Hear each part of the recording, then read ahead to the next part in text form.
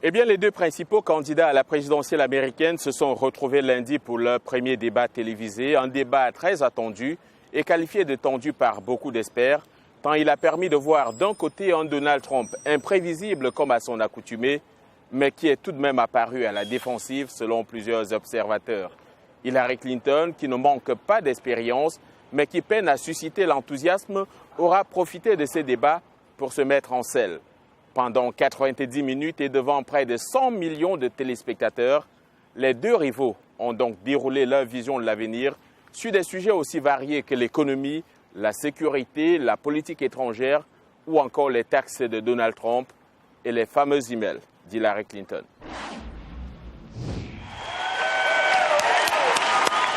La première épreuve de force du débat entre Hillary Clinton et Donald Trump, la poignée de main. Mais il n'a pas fallu beaucoup de temps pour que l'animosité entre les deux candidats refasse surface lorsque la question de la carrière d'homme d'affaires de Trump a été abordée, l'expérience de Clinton au sein du gouvernement et la vision que chacun d'entre eux a du futur du pays.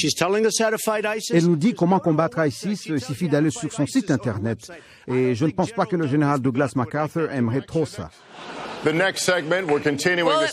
bien, au moins, j'ai un plan de lutte contre ISIS. Non, vous dites à l'ennemi tout ce que vous voulez faire. Trump a également défendu sa décision de ne pas rendre publiques ses déclarations de revenus qui sont en cours d'audit, même si les anciens candidats l'ont fait. Je vais rendre publiques mes déclarations de revenus contre la volonté de mes avocats. Et si elles nous montrent les 33 000 emails qui ont été supprimés. Et je n'ai aucune raison de croire qu'il va rendre publiques ces déclarations de revenus parce qu'il cache quelque chose. Madame Clinton a d'autre part saisi l'occasion pour exprimer ses regrets quant à l'utilisation d'un serveur de messagerie privée lorsqu'elle était secrétaire d'État. Vous savez, j'ai fait une erreur en utilisant un serveur privé. Et si je devais le refaire, évidemment, je le ferais différemment. Le débat a connu des interruptions fréquentes, la plupart par Trump. Trump a aussi noté qu'elle a pris congé de la campagne pour préparer le débat. J'y suis allé partout et vous avez décidé de rester à la maison. Et c'est bien.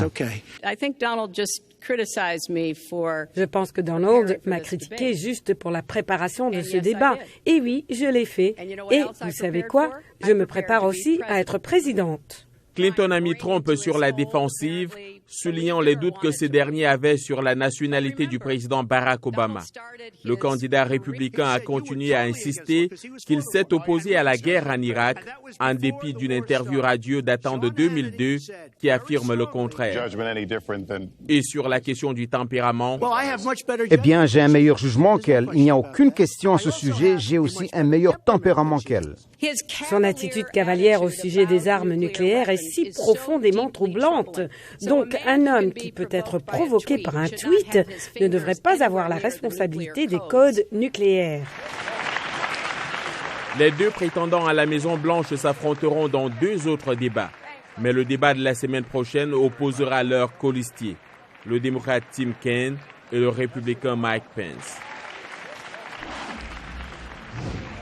En attendant les deux derniers débats, Hillary Clinton et Donald Trump sont repartis en campagne.